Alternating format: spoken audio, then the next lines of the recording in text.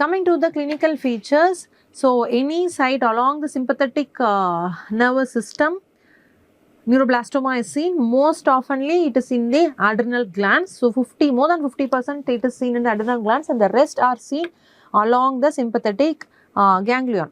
So it can be seen along the sympathetic ganglion chain, anywhere along it, and primarily these two are the sites. It can metastasize. So the metastasis can happen to lymph nodes, it can happen to bones, it can happen to bone marrow, it can happen to the liver, and it can happen to the skin. So these are the 5 different sites of metastasis.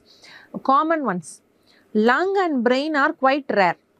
Okay, so lung and brain mets are quite rare in neuroblastoma. Okay, so the 5 common sites of mets which are uncommon, that is lung and brain are rare. And how does this disseminate? It can go along the lymphatics, it can go through the hematogenous spread. So this is a child with neuroblastoma with skin spread, skin metastasis, right?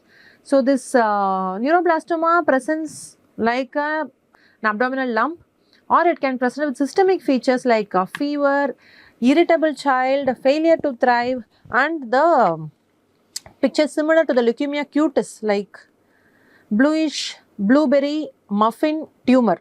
So it can present as blueberry muffin tumor, especially in infants, and even proptosis or periorbital ecchymosis, so which is called as the raccoon's eyes.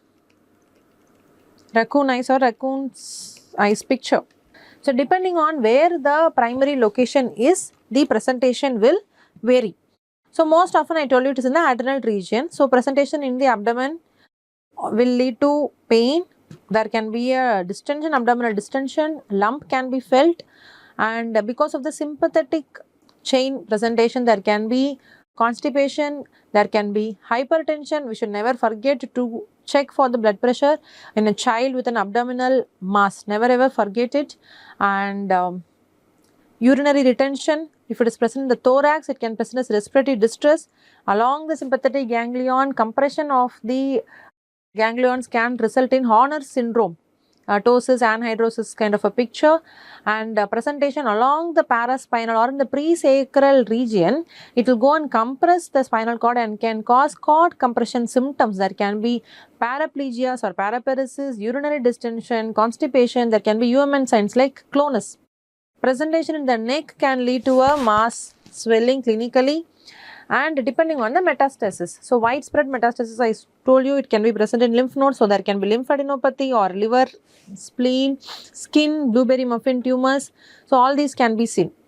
4S, previous classification of neuroblastoma regarded this as 4S staging. Now it is changed as 4M staging.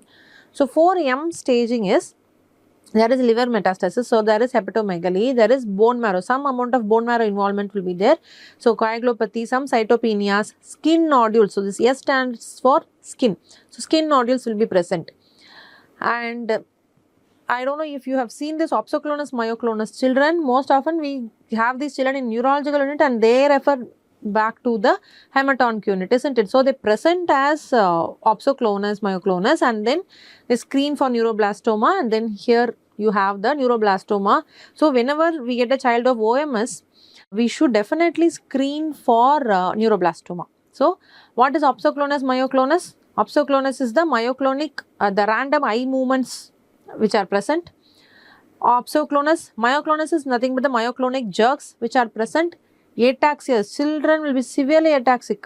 So especially typically 1 year, 1.5 years children, they will be walking well and fine. Suddenly they will start falling, not walking well, and sudden onset of this nystagmus or the opsoclonus and myoclonic jerks, so becoming very frequently, often the parents see.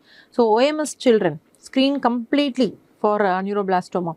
And VIP secreting tumors, of course, can result in intractable diarrhea. So depending on where the tumor is located, it results in the clinical presentation.